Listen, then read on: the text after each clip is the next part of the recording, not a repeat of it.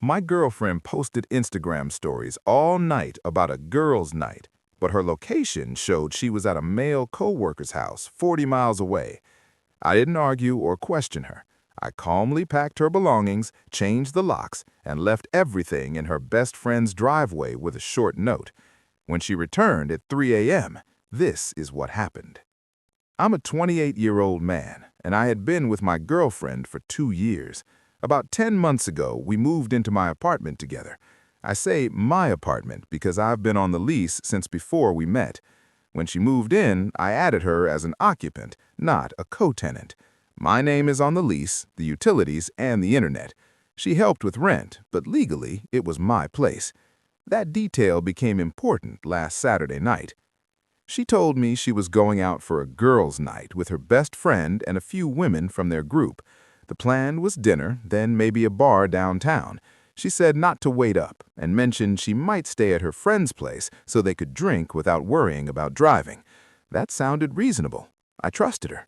At least I thought I did. I'm not a jealous person. I don't check her phone or question her every move. I don't track her constantly. But I do have Instagram, and when I'm home alone on a Saturday night, I sometimes scroll through stories.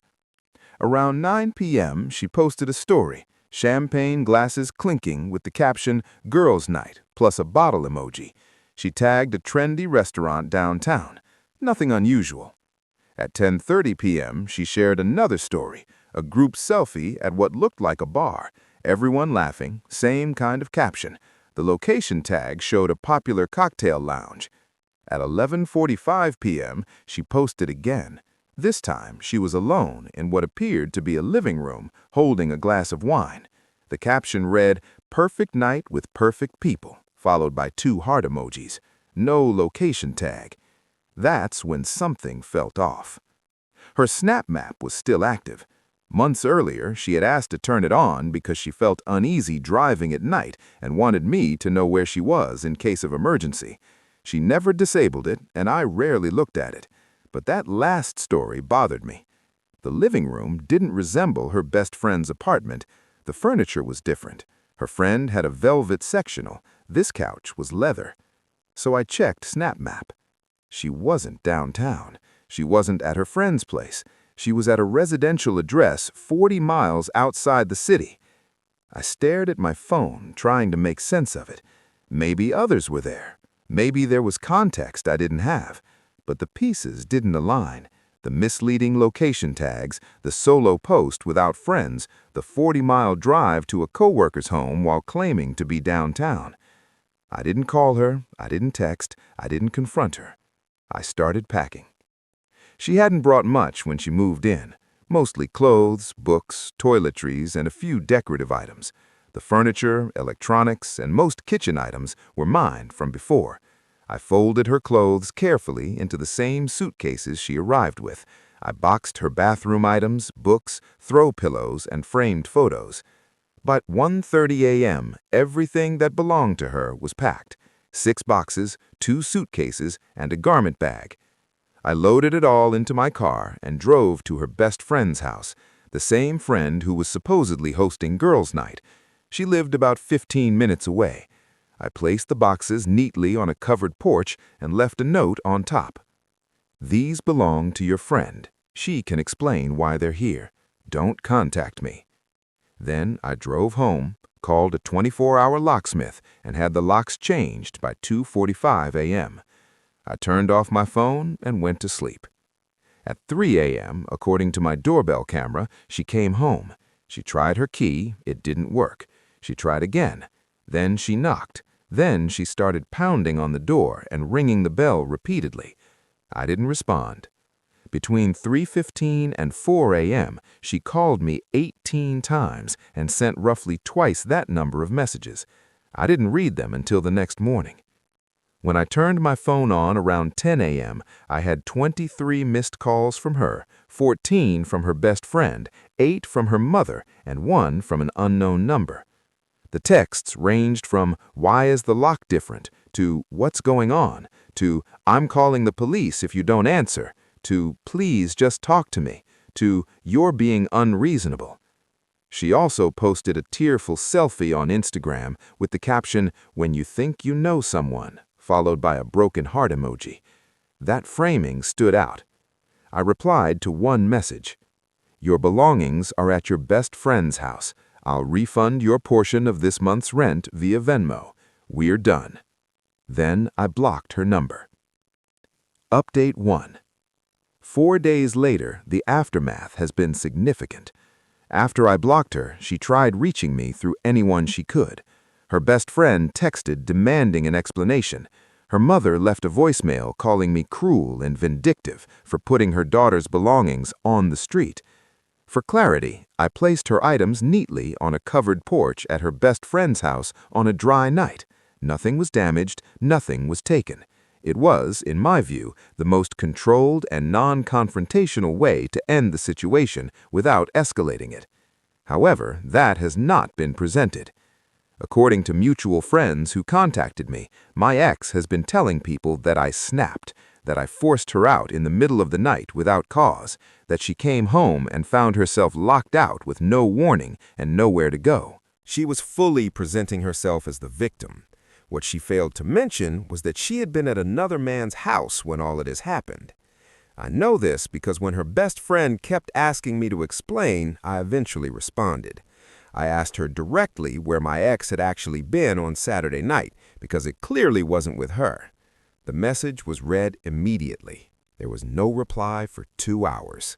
Then I received a single text. She said my ex had left early to help a coworker with something at his house 40 miles away after midnight during a girls' night while posting misleading location tags. After that, there was no further response. But that wasn't the end of it. About 2 days later, I received a message from someone I did not expect, her coworker's girlfriend. To clarify, I had no idea he was in a relationship. Based on how my ex had described him, awkward, irritating, always trying too hard, I assumed he was single. That assumption was wrong. He had been with his girlfriend for 3 years, and they lived together. She found me on Instagram. We had no mutual friends, but she had apparently started investigating after her boyfriend came home acting strange on Sunday morning. Her first message was direct. "Hey, this is awkward, but I need to ask you something. Are you the guy who was dating my ex's name?" I confirmed. "Were you two together on Saturday night?" I answered honestly. "We were together until Saturday night." Her response was clear and controlled. She was in my apartment with my boyfriend. I was out of town visiting my sister. That confirmed everything. She had reached the same conclusion I had: social media inconsistencies, unusual behavior, and a strong sense that something was off. While he was showering, she checked his phone. She found months of messages between him and my ex, flirtation, plans to meet, complaints about their partners, and confirmation on Saturday night that my ex was on her way over. This was not a one-time mistake. It had been ongoing. We spoke through direct messages for about an hour.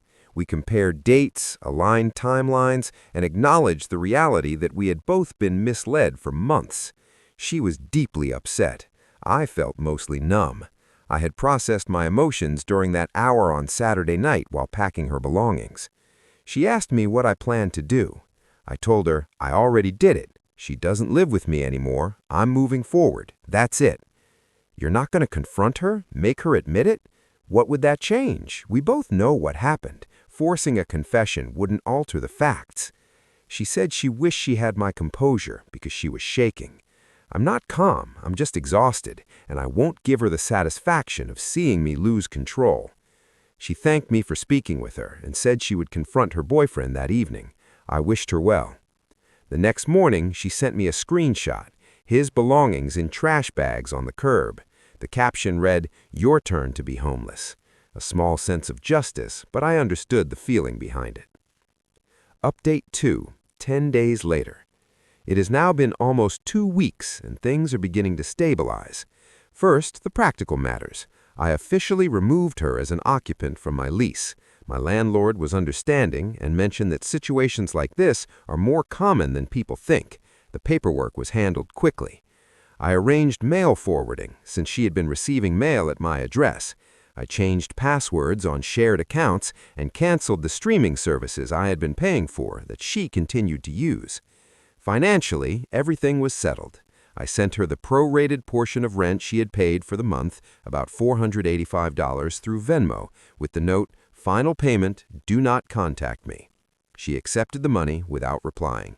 I considered that closure. About a week later, her best friend contacted me again. "Can we talk? I feel like there are two sides to this story, and I want to understand." I agreed to meet for coffee. I had always liked her best friend. We had spent time together in group settings, and she seemed level-headed. We met at a cafe near my apartment. She looked uneasy from the moment she sat down. "I don't know what to believe," she said. "She says you lost control, that you threw her out for no reason and wouldn't even let her explain." I asked a simple question. "Did she tell you where she was Saturday night?" She said she left early to help a coworker. Did she explain which coworker, or why she was 40 miles away, or why she posted location tags to make it look like she was still downtown? Her friend became quiet. "I don't have proof of anything physical, but I have snap maps showing her at his house. I have the misleading Instagram stories, and I have confirmation from his girlfriend, yes, he has a girlfriend, that they had been messaging for months and that my ex was at their apartment while the girlfriend was out of town. She never told me any of that. I'm sure she didn't. You never just talked to her, asked her what was happening." "Because I didn't need to. The information was clear, and I didn't want to give her the opportunity to lie directly to me and make me question what I already knew." Her friend sat quietly for a moment, thinking. "I feel stupid," she admitted. "I defended her." "I told you that you were overreacting when you first texted me," her friend said. "I had no idea." "You didn't know," I replied. "She misled both of us, and she's still doing it." According to her friend, my ex was telling people that I was controlling and paranoid, that she constantly felt like she had to walk on eggshells around me. She framed this breakup as the final incident in what she described as a pattern of emotional abuse. I actually laughed when I heard that, not out of humor, but disbelief. Controlling? I never checked her phone. I never monitored where she went. I never dictated who she could see or talk to. The one time I paid attention to her location, because something felt off, I discovered she was being dishonest, yet somehow I became the controlling one. "I know," her friend said. "I told her the story didn't add up." "What did she say?" "She said you were good at hiding it, that you made her feel unstable for raising concerns." Classic DARVO: deny, attack, reverse victim and offender. I had read about that dynamic before, but this was the first time I saw it applied so directly to me. "I'm not going to defend myself to people who've already decided what they believe," I said. "The people who truly know me understand who I am, and the ones who accept her version without question, I can't change that, and I don't need to." Her friend nodded. "For what it's worth, I believe you. I've seen you two together. You were always supportive. None of this matches what I observed." "Thank you," I said. "That means more than you realize."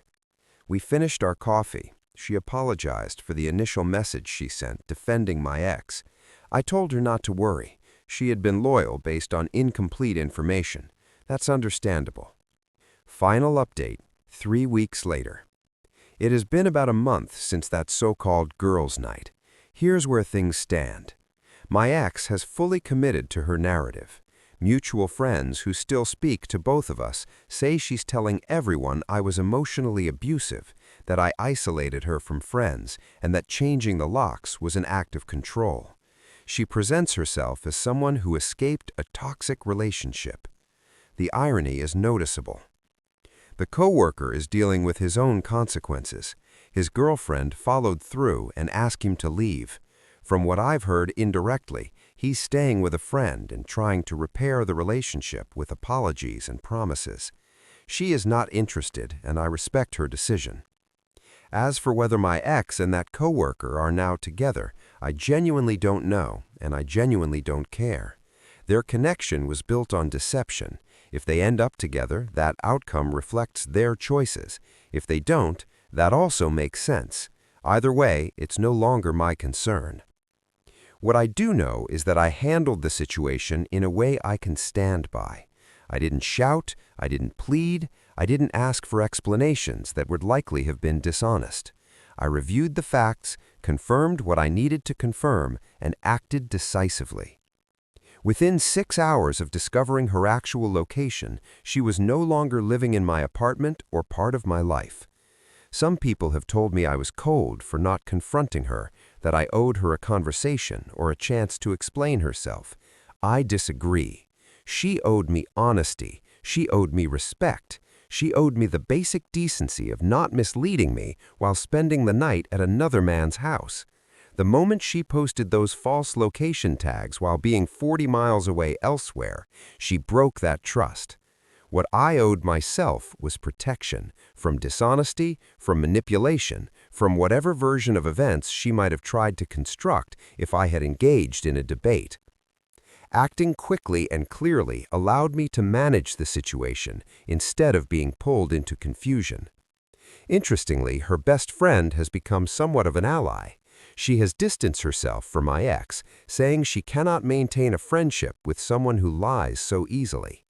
We have met for coffee a couple more times. She's shared patterns of behavior that I wasn't aware of before. Apparently, this was not the first relationship my ex disrupted through infidelity. It was the third. In each case, she portrayed herself as the victim. Every breakup was framed as the other person's failure, too controlling, too insecure, not appreciative enough. Accountability was never part of the story. I'm grateful I stepped away when I did. The doorbell camera footage from that night is still saved. The repeated attempts with the key, the knocking, the realization she couldn't enter. I may never need it, but it exists as documentation of the moment her actions had consequences. I'm not dating anyone at the moment. I'm not actively looking either.